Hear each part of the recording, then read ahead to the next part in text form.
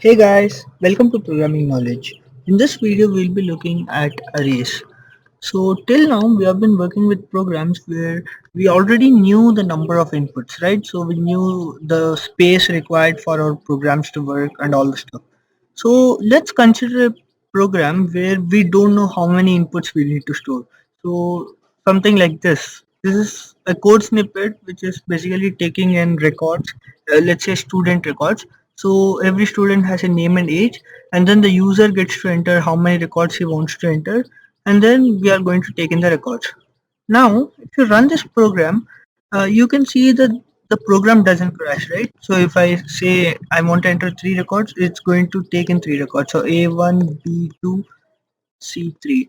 So you can see that the records are taken successfully, but if you look at this more closely, you see that those records are not getting saved anywhere, right?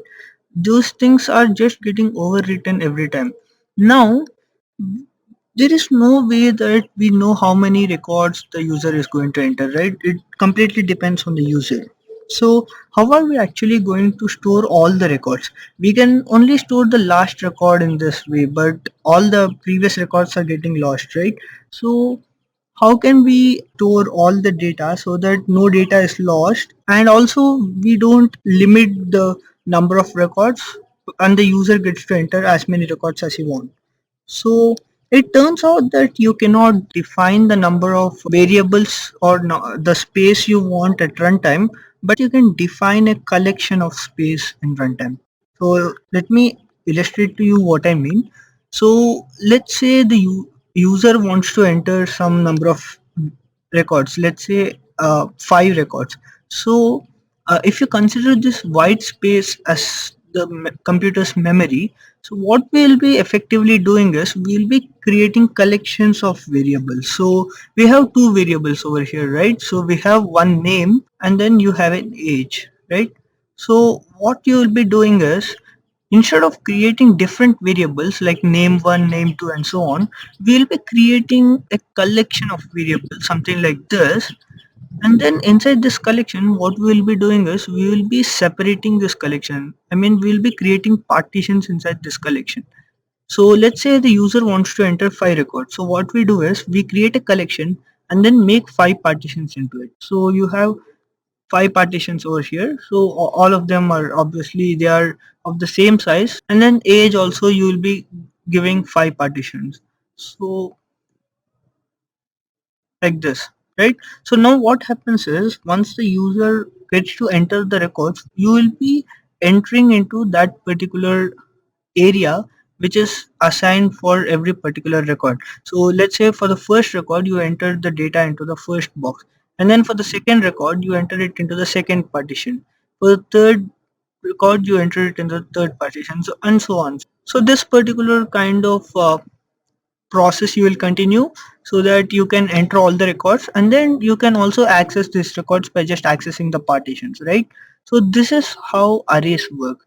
Well, arrays literally mean collection of objects, and that is what it means in programming too.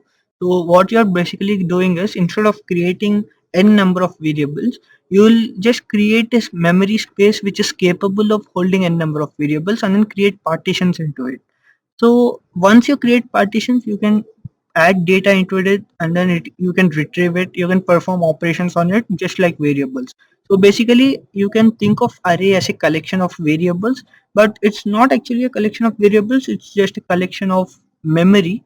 So if you take this particular array, if you take the size of this particular array, you will see that it is nothing but the number of elements inside it. So in this case 5 into the size of each element inside this. So the size of each integer is 4 bytes. So the size of this particular array is going to be 20 bytes. So you can see that array is nothing but just a collection of memory, or you can say collection of variables, and then you can add and retrieve it as you like. So let's see how to implement this particular ideology in programming. So to implement an array, what you need to do is you need to declare an array. So how do we declare an array in C++? We don't have to do anything. We just need to put square brackets so that this particular variable is addressed as an array by the compiler. And then inside this particular brackets, you need to specify the number of items the array should be capable of holding.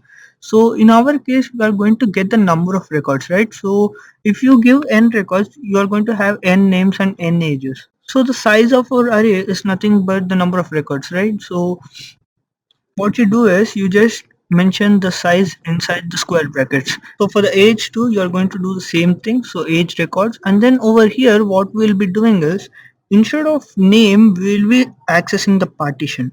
Now how do we access the partition of an array? So for accessing the ith partition, or the ith segment of the array, or you can say the ith variable which is stored inside the collection, you need to access it as the name of the array, so array name, and then inside a pair of square brackets you need to specify the index, where this particular index is nothing but I minus 1. So let's say you want to access the first partition of the array. So for the first partition you need to give index as I minus 1, which is equal to 0. So for the second one you need to give the index as 1, and so on. So for the nth partition you will be effectively giving n minus 1 as your index. So that is why, if you remember, I generally start loops from 0, because it becomes easier to work with arrays if you are working with loops which are starting from 0, because of this particular rule, because the index of an array starts from 0, so I don't have to subtract 1 from the counter every time. I can directly access the partition by just calling the counter. Now to access that particular partition, you don't have to do anything, you just need to put the square bracket over here and then access the partition. So since I'm using a counter over here, I'm directly going to access it by the counter, and the same thing over here too, right? Now how do I retrieve it? Well, retrieving also follows the same rule. So you need to pass the array's name and then the index, which is nothing but I minus 1 if you want to access the ith partition. So let's say we ask the user to retrieve some record. Let's say, which record do you want to retrieve? And then the user enters some record, so let's say nth record. So he wants to retrieve the nth record, so we'll be getting the nth record as our input. And then what you need to do is you just need to access the nth record as nth minus 1. It's the same rule.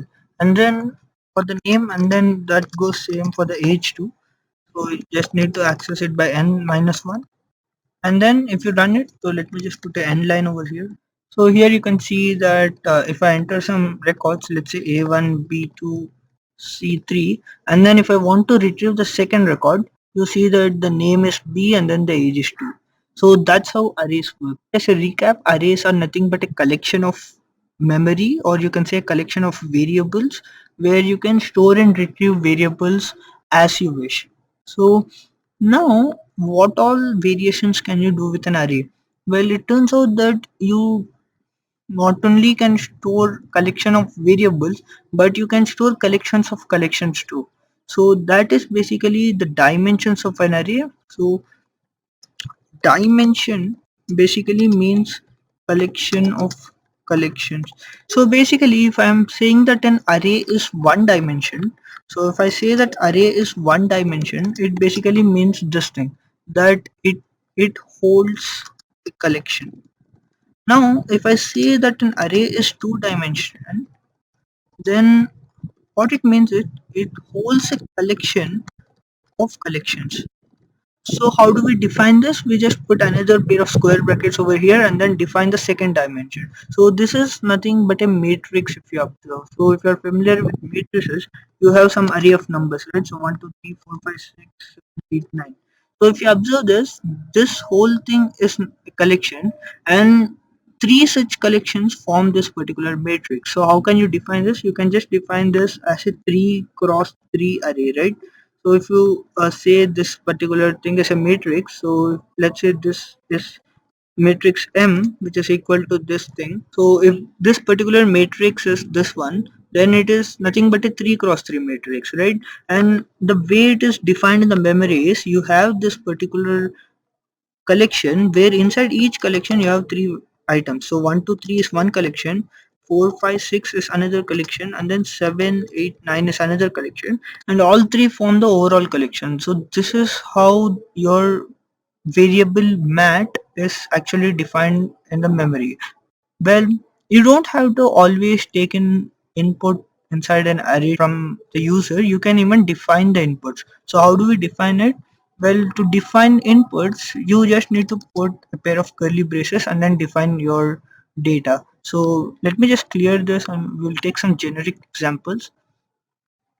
So let's say our array is a 3 cross 3 array. So let's just define that matrix which we talked about. So how do we define this?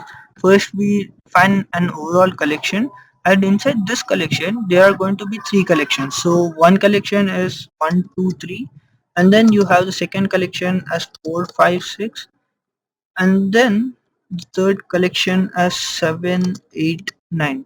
So this overall makes 3 by 3 matrix. So if you want to access it, you can access it using loops. So for int I equal to 0, I is less than 3, I plus plus, and then you need to run another loop for accessing the inner collection. So for int j equal to 0, j is less than 3, j plus plus, you can just show that element. So a of I comma j, right? Let's just give a space over here and then a new line after, so that it looks like a matrix. Now if I run this, oh, I forgot to put a comma over here. Yeah, so here you can see how the 3 cross 3 matrix is defined. Well, you can have collections of collections of collections, so that is basically a 3-dimensional array. You can go up to any dimension in an array. There is no limit to that.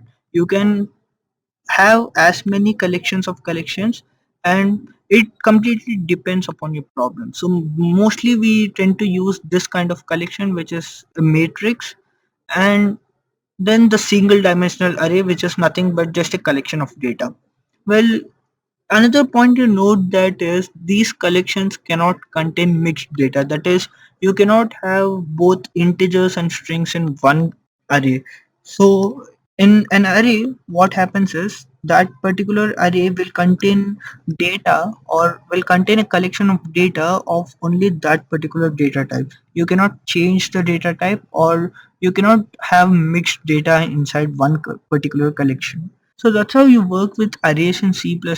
You can also pass in arrays to a function, but always arrays will be passed as a reference, not as a value. So if I create a function over here, let's say int func, which just takes in the array, so int a, and then you need not define the dimensions. If it's just a single dimension, you can just leave it as a square brace, and if it is multi-dimensional, then you need to define the last dimension of the array. So let's say you are passing a 3-dimensional array, so then you need to define the last dimension, which is the third dimension, compulsorily. You cannot omit this dimension. And if you are passing this particular array, which is a 2-dimensional array, you need to pass the second dimension, which is 3. You can leave this or you can define this, it really doesn't matter. But if you are passing some array which is not single dimensional, then you need to pass the last dimension of that particular array. So now let us just define this function. Let's say we don't have to do anything, we just uh, print the first element of the array. So a is 0 0, this is the first element, and then what we'll do is we will change that element. So we'll change a 0 0 equal to 5, right? And then I'll just return some things. Let's say we'll skip this return, we'll just make this void. So this is a void function, right? Now if I call this function, so if I just say func and then pass in a, and then we when print the first element after running this particular function, so let's just put end lines over here so that we can differentiate between the output. So one over here and then one over here, and now if I run this particular program, you will see that the value of array 0 0 was 1, which is nothing but this particular element. And then if I change that value over here, I could change it over here too. So in the main thing also it changed. So that explains that arrays are not passed by value, but they are passed by reference. So arrays don't get copied when you pass them to a function, but they're changed in the memory itself.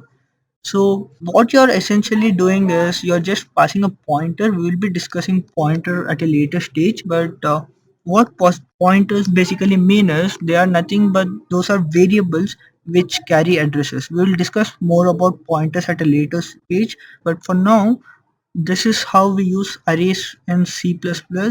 And in the next video, we will make our first programming project, right? So it is going to be a very small project. We'll try to understand all the concepts which we learned till now. It's going to be a really fun project and you can share with your friends too. So looking forward for that particular project and see you in the next video. Till then, happy coding.